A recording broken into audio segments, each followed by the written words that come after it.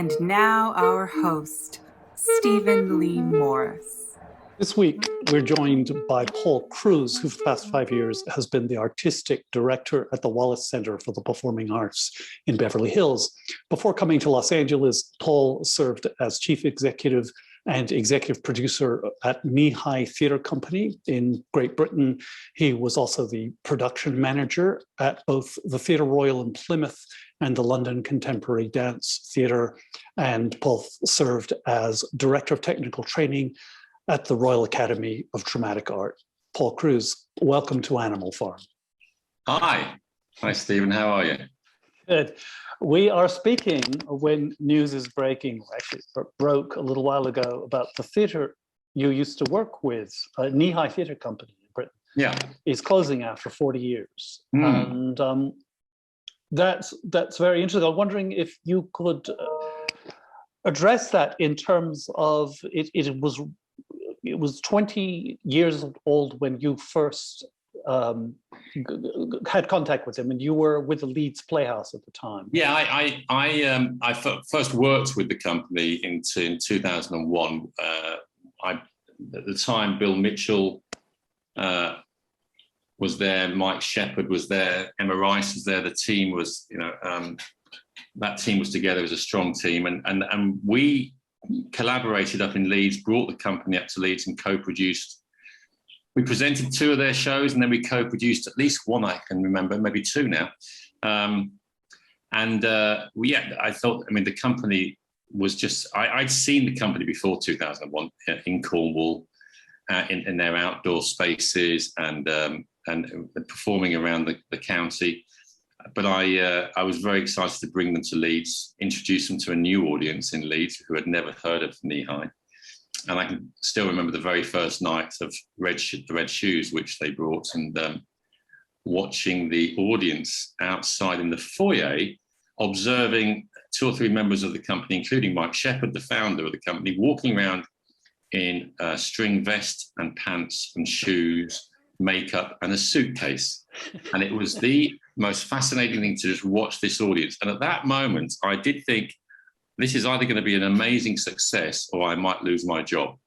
But it was an amazing success. And the company, actually, one of the strongest audiences for the company over the coming years was Leeds. And we really built a fantastic audience for the company and its work. And they embraced the work every time it came. You had a singular aesthetic that was sort of built and encouraged by the artistic director, and I'm wondering if you could describe it as a way of describing if there was something. I personally don't think it was singular, but I think people do. What was interesting about Knee High was that when people came to see the next show, they'd seen one, they said, "Oh, it's not like the last one, is it?" And it was like, it's a bit like when David Bowie used to bring out a new album, and we'd all get the new album, we go, "Ooh." And then after about a 3rd time of playing, we went, "This is the best album ever." And then we'd get the next one and it would be, "Oh, I'm not sure." And then, "Oh, actually."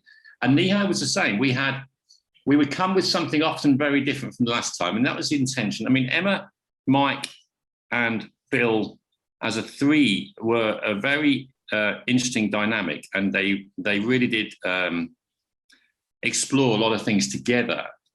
But I think, Mike as a director was very different to Emma as a director, and very different to Bill as a director. There was a period of time when Emma Rice's work was probably the one that was most focused on. But Bill went off to run a company called Wildworks, which he did some enormously successful outdoor work. And he had a brilliant aesthetic as well, and was often the designer of many of Emma's and Mike's shows when they directed. So it was a really interesting mix, but the 3 of them and the company when it started, I think, had an energy about it, had a uniqueness. It was irreverent, it was anarchic, it ignored the norms of what maybe the West End or London would have expected. That's one of the reasons why that it was in Cornwall, I think, was to just ignore all of that noise around what theatre should be. Yes.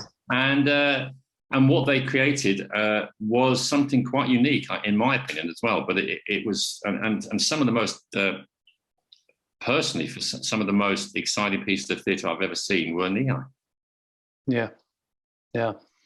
And this raises a question that's maybe particularly piquant or poignant as companies re-emerge from COVID. And it's been somewhat a Darwinian enterprise in that only the strongest have survived. Some of them have lost their homes but are still around, and they become gypsy.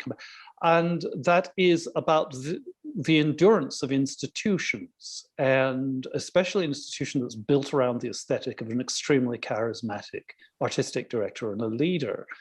And they've sort of made a decision that this is the time to pack in the towel, despite a 40-year-old legacy. I was wondering, just from your perspective, if you could figure out, could they have continued, or is it a good thing that this institution is packing its bags for now? I mean, I think any organisation, I mean, NEI, because it's not part of it, I didn't have a building. I don't see it as an institution, more as a company of like-minded people who created work and were making extraordinary work.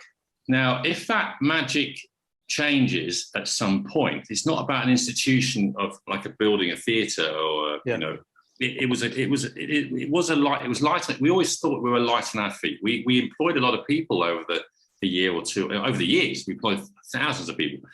But in its time, it was a very small sort of core team, because we didn't have a theatre to run. We just had to make work. And I think, you know, like anything, if it comes to a point when the people who make that work are not feeling the place they're doing that, or the structure of the company, or whatever it is, if that magic isn't happening anymore, I think it's absolutely fine for an artist to say, look, I don't think I can do this here anymore. I need to think about doing something else.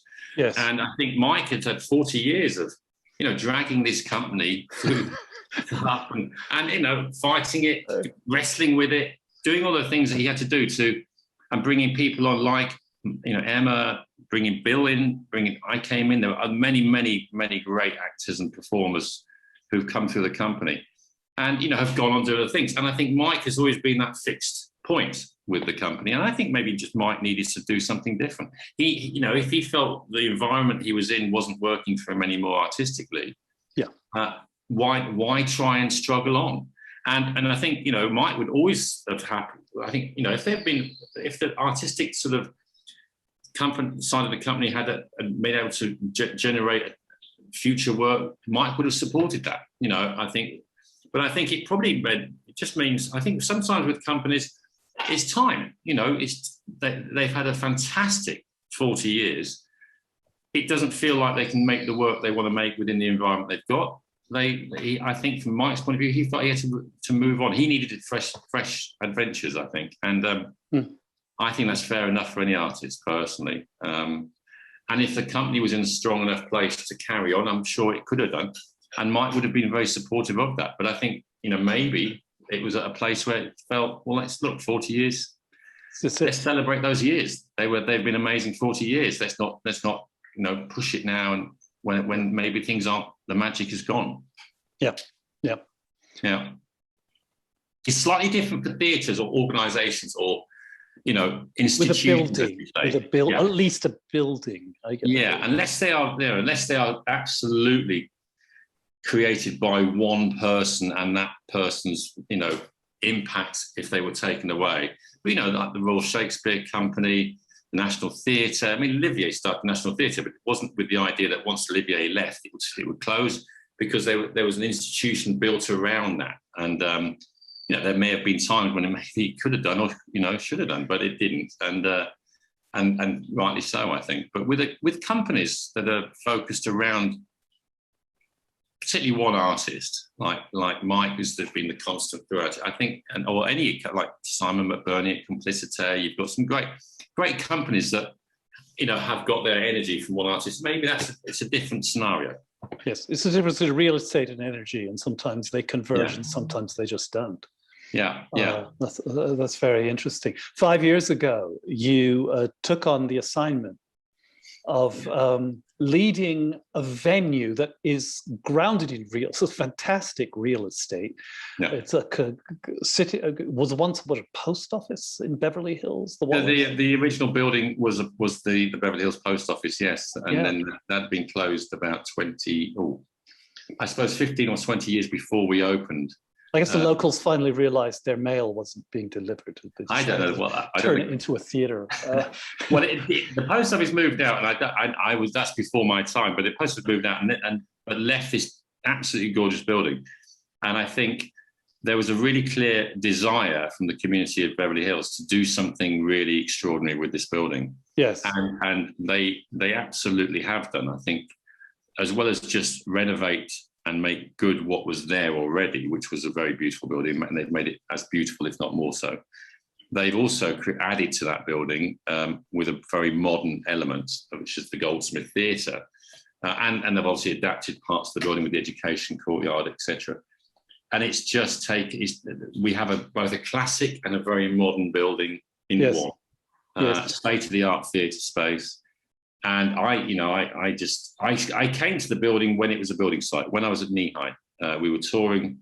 I had a show out in Australia, and it was going to go to Washington. And I made it bypass.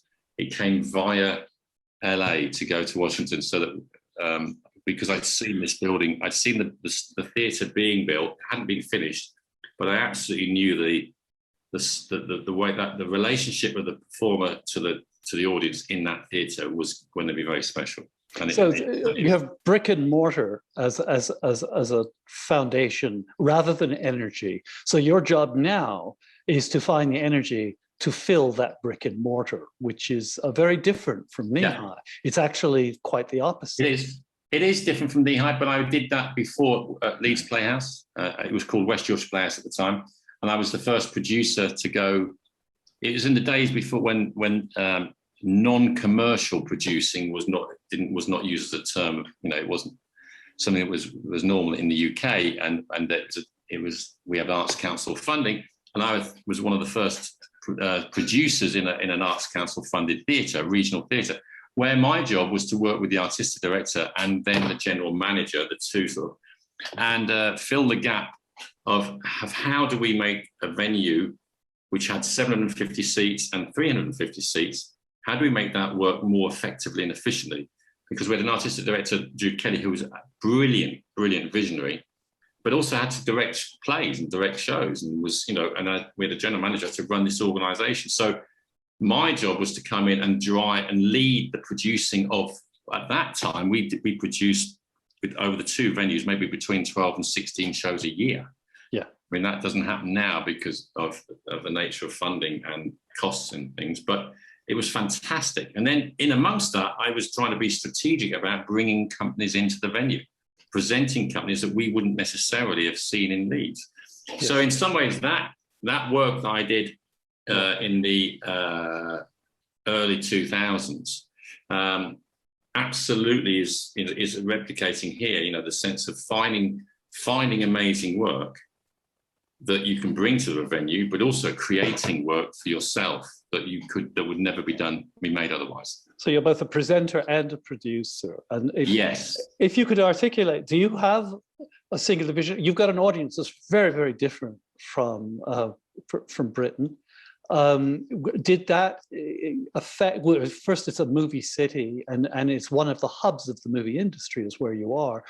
Where that didn't worry me at all. I mean, it's a city. First and foremost, it's a city. If you look at Los Angeles, not necessarily Beverly Hills, but look at Los Angeles, it's one of the most culturally diverse cities in the country. Yeah. You've got artists coming here from all over the country. Certainly, there's a big exodus there was an exodus from the East Coast to the West Coast in terms of the television boom, and then the writing and the performers coming out, actors coming out here. And I think we've just got a very creative city. It's, you look at the music, you look at the visual arts, the films obviously being made.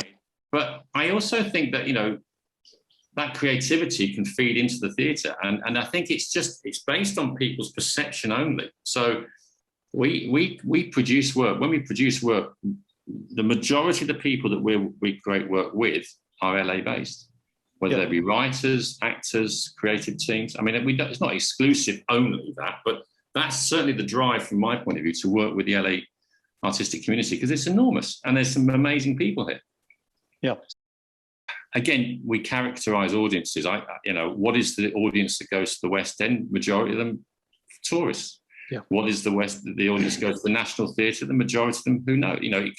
I think Rufus is trying to get a very diverse audience coming through the National Theatre, but the perception may be that it's a very middle class audience. The reality is it's probably not. And I think the work that he's creating is giving a lot of people new opportunities to see theatre, and that's the same as what we're doing in Beverly Hills.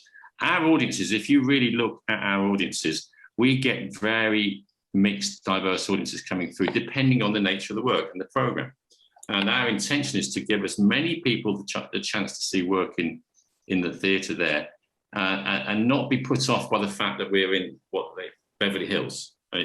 For me, we are serving the Beverly Hills community, but we're also serving the Los Angeles community. And some of the dance companies we're bringing in, all the LA dance companies we bring audiences from all over. Some of the theatre we're producing brings audiences from really from all over LA. So as we're striving to not get stereotyped, I guess, into, oh, you must be this because you're in Beverly Hills and you're this and you're this, it's important to me that we break down some of those perceptions. So what are some of the dance companies you've had through your doors, the LA-based dance companies? LA-based, we last season, we only programmed LA-based dance companies. And unfortunately that season had to come short. But like, for example, we've built an outdoor theatre. And in August, we will have 2 LA-based dance companies in our outdoor theatre space, Heidi Duckler and Versa Style. When we come back next season, we are going to regroup some of the companies that should have been with us previously. And so we're going to open, I won't tell you who they are because I've not announced it yet, but we're going to open with 3 LA-based dance companies in the first part of our season.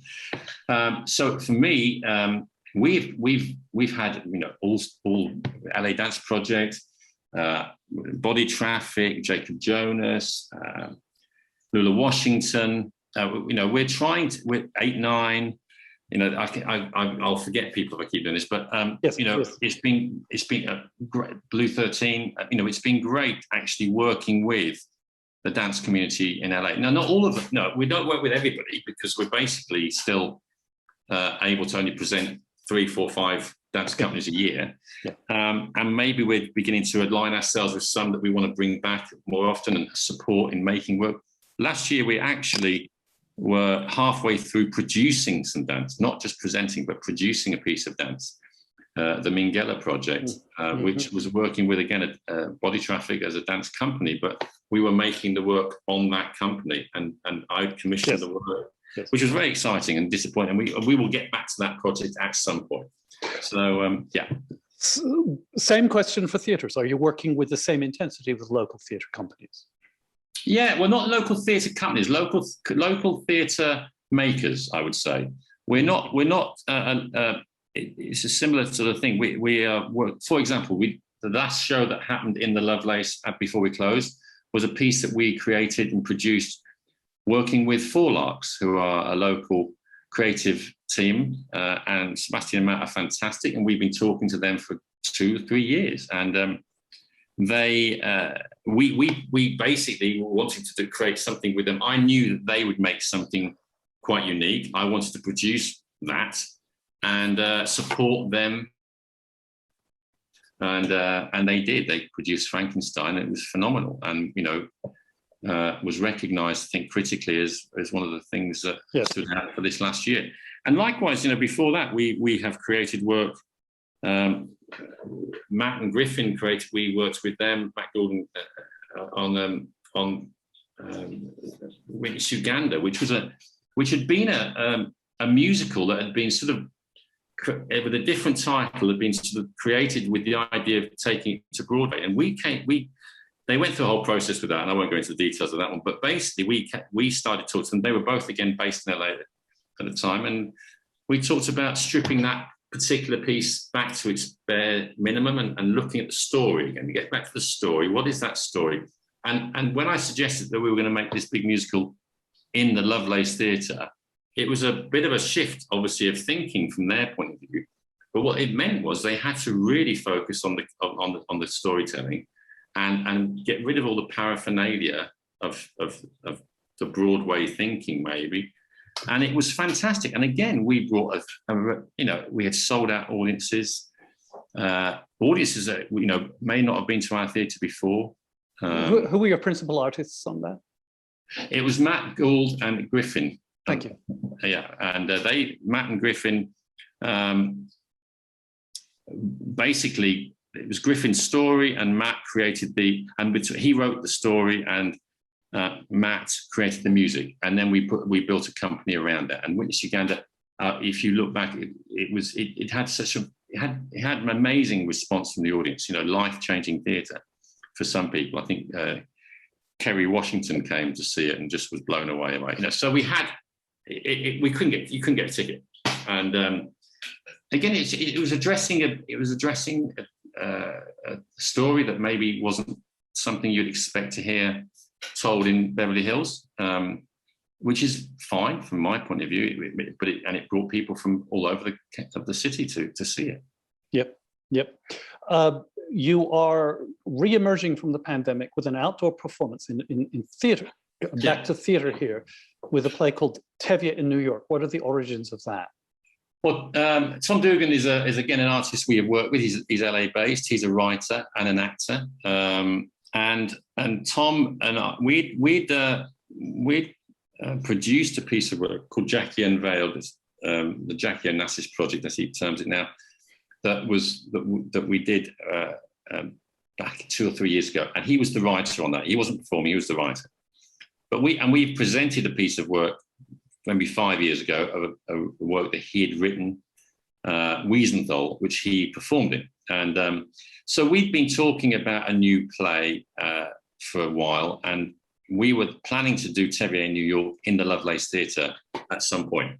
And then when the pandemic happened, I was very keen to create an outdoor theatre space that we could present and produce work in. And we have created quite a phenomenal space. The concept, from my point of view, the concept is very much of building an auditorium that looks down on a stage, that creates an event for the people that are coming to see it. But we've got the infrastructure of a theatre without walls, fundamentally. And obviously, we were, 6 months ago, we were planning to do this without knowing where the COVID situation was. But from my point of view, I've been doing outdoor theatre for 20, 30 years. The idea of doing outdoor theatre in Los Angeles is a no-brainer, because in the evenings, you don't have to think about rain on a daily basis like we do in the UK, or rain, winds, and whatever else, snow. You've basically got to think about heat, and at 8 o'clock in the evening, it's getting quite nice. So maybe smoke on a bad summer. Maybe, but I don't not. Yeah, but anyway, I'm very excited.